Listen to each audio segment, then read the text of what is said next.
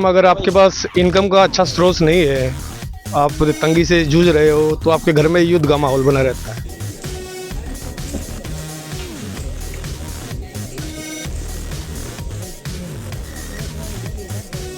नौकरियात को नहीं जाता बाहर जावा है अड़ा हो तो फिर वही कर लिया नौकरी, या तो नौकरियात ही को नहीं तो बाहर जाना पड़ा है और किस वास्ते जावा।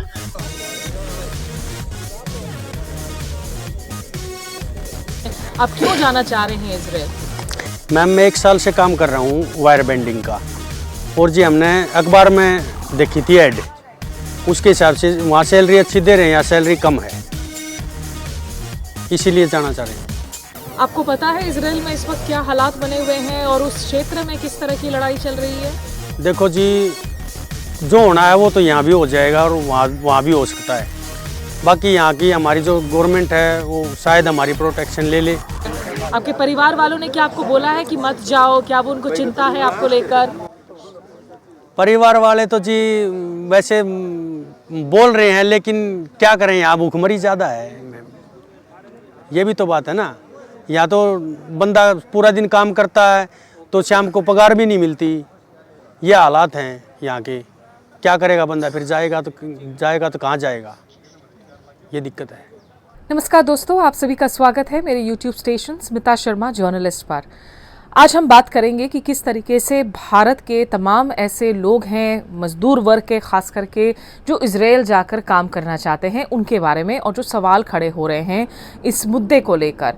क्योंकि 7 अक्टूबर पिछले साल को जब संगठन हमास ने आतंकी हमला किया इजराइल पर और उसमें सैकड़ों लोगों की जानें गई, उसके बाद इजराइल ने मिलिट्री ऑफेंसिव की शुरुआत की, गाजा पर बॉम्बिंग की, उस पर हमले किए, हज़ारों की तादाद में फ़िलिस्तीनियों की जान जा चुकी है। कई ऐसे इजरायली और फॉरेन नेशनल्स हैं जो अभी भी हमास के बंधक बने हुए हैं, उनको छुड़ाने के लिए पर्दे के पीछे कतर, तुर्की जैसे देश वो निगोशिएशंस कर रहे हैं।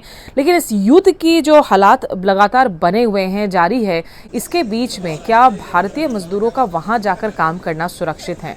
ऐसा मैं क्यों पूछ रही हूँ? क्योंकि इजराइल और भारत के बीच में पिछले साल ही एक समझौता हुआ था जिसके तहत कहा गया था कि लगभग 40 से 42 हज़ार भारतीय वहां जाकर निर्माण क्षेत्र में काम करेंगे और नर्सिंग सेक्टर में काम करेंगे। इस युद्ध की वजह से इजराइल में इस वक्त कई सारे ऐसे कंस्ट्रक्शन प्रोजेक्ट्स हैं जो स्टॉल हो गए हैं। उनको वापस पटरी पर लौटाने के लिए उनको वर्कर्स की जरूरत है, क्योंकि इजराइल ने लगभग 90,000 फिलिस्तीनी वर्कर्स पर प्रतिबंध लगा दिया, उनको इजराइल में प्रवेश करने से बैन कर दिया। तो ऐसे में जो खबरें आ रही हैं कि तेल अवीव की तरफ से शायद भारत और चीन से इसकी पूर्ति करने की कोशिश की जाएगी, वर्कर्स को लाकर यहाँ भारत में जो नेशनल स्किल डेवलपमेंट कॉरपोरेशन है उनके जरिए अलग अलग राज्यों में स्किल टेस्ट्स हो रहे हैं। इसकी शुरुआत हरियाणा से हुई। उत्तर प्रदेश से इन दिनों आप तस्वीरें देख रहे हैं कि किस तरह से लंबी कतारें लगी हुई हैं। मेजन्स, जो लोग बेंडिंग वेल्डिंग का काम करते हैं, टाइल्स का काम करते हैं कंस्ट्रक्शन सेक्टर में, ये तमाम लोग आकर परीक्षा दे रहे हैं कि उनको इजराइल जाने का अगर मौका मिलता है तो वीज़ा मिलेगा और 1.5 लाख रुपए की उनकी मंथली सैलरी होगी। इसमें से क्या घर का खर्चा उनका अपना होगा, सरकार उनको कोई सुरक्षित अपार्टमेंट मुहैया कराएगी, उनका वीज़ा आखिर कौन करवा कर देगा, ये तमाम सवाल खड़े हैं। और उनकी इंश्योरेंस का क्या, उनकी सुरक्षा का क्या? कल को अगर उन्हें बंधक बना लिया जाता है तो उस स्थिति में भारत सरकार किस पोजीशन में रहेगी इस पूरे मुद्दे में इन्वॉल्व होने के लिए? पिछले कुछ सालों में हमने देखा है कि भारत सरकार ने युद्ध क्षेत्र में फंसे हुए हजारों भारतीयों को वापस लेकर आने के लिए मुहिम छेड़ी है। वो रशिया यूक्रेन की हम बात करें, उसके पहले यमन की बात करें, कई साल पहले लिबिया की बात करें, तो ऐसे में एक तरफ आप अपने भारतीय नागरिकों को जहां वापस लेकर आते हैं जंग के हालात से, दूसरी ओर भारतीय मजदूरों का एक युद्ध क्षेत्र में जाकर काम करना, वो इजराइल के किन ठिकानों में काम करेंगे? क्या इजराइल के अंदर सिर्फ सुरक्षित ठिकानों में ही काम करेंगे या फिर कहीं वो caught in the cross fire वाली सिचुएशन में तो नहीं होंगे? इन तमाम सवालों को मैंने आखिर सवाल ये पूछा तमाम उन लोगों से जो हरियाणा के रोहतक के महर्षि दयानंद यूनिवर्सिटी में आए थे इससे तरीके की परीक्षा देने के लिए, और बहुत दूर दूर से आए थे, दूर दूर गाँव से आए थे। कुछ ऐसे लोग भी मिले जो दूसरे राज्यों से आए थे, उत्तर प्रदेश के गोरखपुर से आया हुआ एक शख्स भी मिला, लेकिन वहाँ उसको इजाज़त नहीं मिली क्योंकि सिर्फ होम स्टेट के लोगों को वहाँ पर परीक्षा देने की इजाज़त दी जा रही थी, टेस्ट लेने की इजाज़त दी जा रही थी। तो लखनऊ में भी आप देख रहे हैं हज़ारों की तादाद में जो हैं लोग इस तरीके से जुड़ रहे हैं इस उम्मीद के साथ कि उनको या तो एक बेहतर भविष्य मिले, बेहतर सैलरी मिले, कम से कम एक नौकरी मिले, भले ही इसके लिए वो अपनी जान जोखिम में क्यों ना डाल रहे हों। तो सुनिए रोहतक में की गई मेरी ये बातचीत। ये कुछ वो युवा चेहरे हैं जो यहाँ पर आए। आज सुबह सुबह कड़ाके की सर्दी पड़ी हुई है और यहाँ पर इन लोगों ने अपना इंटरव्यू दिया है। इनसे जानने की कोशिश करते हैं कि क्या कुछ हो रहा है और क्यों ये इजराइल जाना चाह रहे हैं। क्या नाम है आपका, कहाँ से आए हैं? मेरा नाम असलम है मैडम। मेरा दोस्त है अंदर, वो इंटरव्यू दे रहा है। अच्छा, आप उसके साथ आए हैं? वो कहाँ से आया है? वो लगभग हरियाणा की है, लेकिन वो राजस्थान में जॉब करता है वहाँ पे। अच्छा, और किस चीज की नौकरी ढूंढने के लिए आया है? वो क्या करता है? वो इजराइल में बोल रहा है मैं वहाँ कुछ कंस्ट्रक्शन का काम करने जाऊंगा। हाँ। तो इसीलिए मैं उनके साथ आया था। अच्छा, आपने टेस्ट दिया है यहाँ जाने के लिए? क्या नाम है, क्या करते हैं, बताइए अपने बारे में। मेरा नाम तिलक राज है, मैं मैसन वर्क करता हूँ। फिलहाल मैंने प्लास्टर के लिए अप्लाई किया हुआ है यहाँ पर। मैंने अभी इंटरव्यू दे के आया हूँ। 20 मिनट का उन्होंने इंटरव्यू लिया है मेरा, और 2x3 फीट का उसने प्लास्टर जो फिजिकल टेस्ट लिया है, और ये सारी तमाम प्रक्रिया हमने पूरी की है। क्या उन्होंने साफगोई से कुछ बताया है कि अगर आपको नौकरी मिलती है कब तक सूचित करेंगे, कितनी आपकी सैलरी होगी, क्या आपका कोई लाइफ इंश्योरेंस वो देंगे या नहीं, आपका वीजा का, पासपोर्ट का क्या होगा? मैम उसका सैलरी तो बता रहे हैं, मतलब एक 1.37 लाख, और इंश्योरेंस भी बता रहे हैं, और 1 हफ्ते के लिए टाइम दिया हुआ है। जो इंटरव्यू दे के जा रहे हैं उनके लिए मैसेज आएगा, तो उस पर कौन सेलेक्ट है वो डिपार्टमेंट तय करेगा। क्या इसके पहले कभी विदेश में आपने नौकरी की है? नहीं, कभी नहीं की है। नहीं। तो इजराइल क्यों जाना चाह रहे हैं आप, जहां इस वक्त वहां लगातार युद्ध के हालात बने हुए हैं, इतने लोगों की जान जा रही है, खतरों को उठाकर क्यों जाना चाह रहे हैं आप इजराइल? देखिए मैम, जो मैसन वर्क करता है वो एक युद्ध ही करता है हमेशा। अगर सोचें तो आज हमें ये मौका मिला है एक मैसन वर्क के लिए। ये मौके नहीं होते इनके लिए।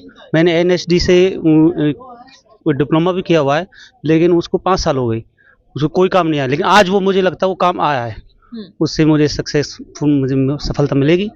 और युद्ध की तो कोई डर नहीं है किसी प्रकार का। एक युद्ध हम यहाँ भी कर रहे हैं अपनी फैमिली के लिए, अपने लिए, और अब सरकार भेज रही है तो वहाँ जाएंगे और अच्छा काम करके आएंगे, सरकार का नाम करके आएंगे अपने देश का। आपका क्या नाम है, कितनी उम्र है आपकी, क्या करते हैं आप? मेरा नाम सोनू है और मेरा नाम उम्र है 24 साल, और मैं हूँ फिलहाल स्टूडेंट, और काम भी कर लिया करो थोड़ा मोड़ा। किस चीज के स्टूडेंट हैं आप, कहाँ पढ़ाई करते हैं? मैं कॉलेज कर रखे BCA जी। तो अभी कोई नौकरी आपने ढूंढनी शुरू की है? यहाँ नौकरी नहीं मिली है भारत में आपको, क्या बाहर जाकर काम करना चाह रहे हैं? नौकरियात को नहीं जाता, बाहर जावा है अड़ा हो तो फिर वही कर लिया नौकरी, या तो नौकरियात ही को नहीं जब बाहर जाना पड़ा है, और किस वास्ते जावा। यहाँ नौकरी की आपने कोशिश की है ढूंढने की? बिल्कुल कर रखी है। 18 उम्र तक लग गया था, 24 तो होली, नौकरी मिली ना। क्या करें, पेट खातर बाहर तो लिकड़ना ही पड़ा है। अब नौकरी तो मिल रहा है, कौन नहीं ताऊ तो लिकाड़ा कौन नहीं।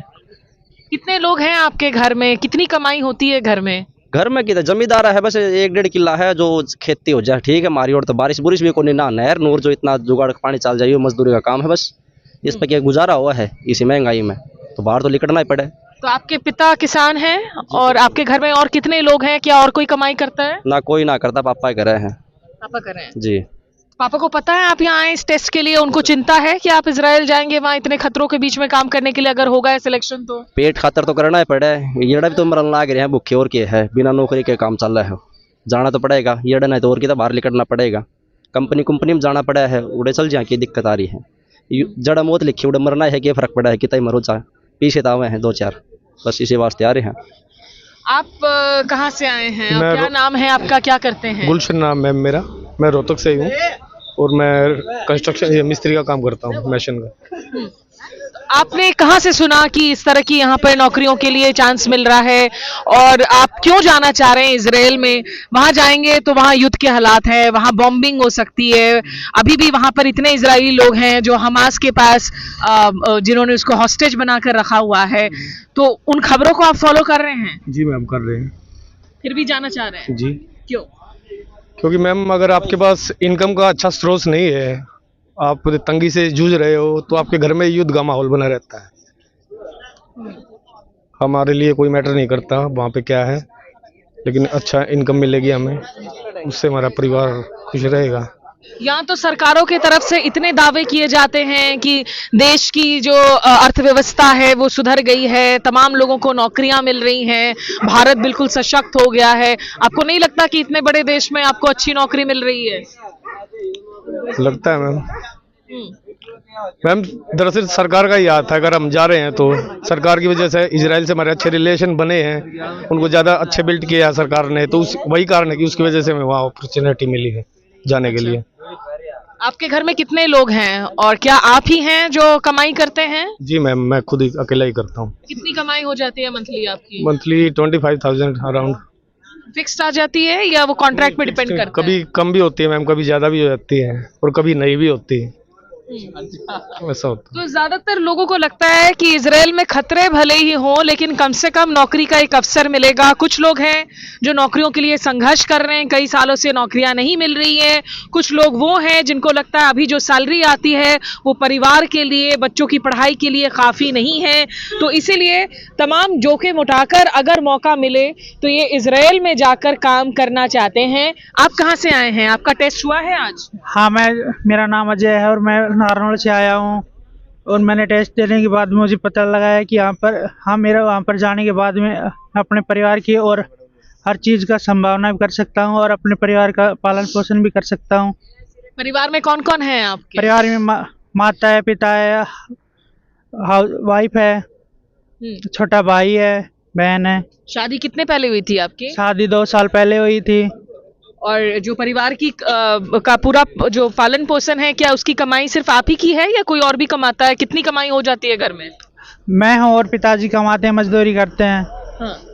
कितना कमा लेते हैं आप लोग महीने में? महीने में कम से कम 10,000।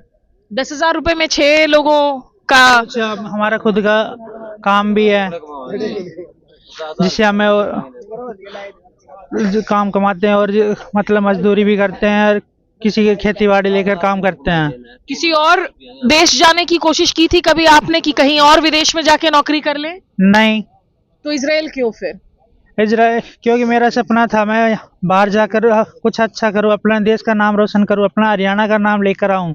अगर बाहर जाकर इसने इतनी तरक्की की और लोगों को अपना सपना साकार करूं। लेकिन आपको यकीन है कि आपकी जिंदगी के लिए लाइफ इंश्योरेंस, मेडिकल इंश्योरेंस, ये सब आपको मिल पाएगा? वीजा, पासपोर्ट ये लोग देंगे?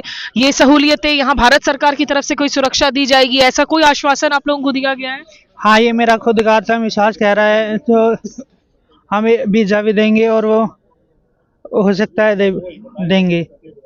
परिवार वालों ने कहा है कि मत जाओ, कहीं और चले जाओ, विदेश, किसी और देश चले जाओ, इजराइल क्यों लड़ाई के बीच में? नहीं, परिवार वालों ने कुछ नहीं कहा है। मैं अपने खुद की मर्जी से जा रहा हूँ, अपने खुद की कॉन्फिडेंस की वजह से।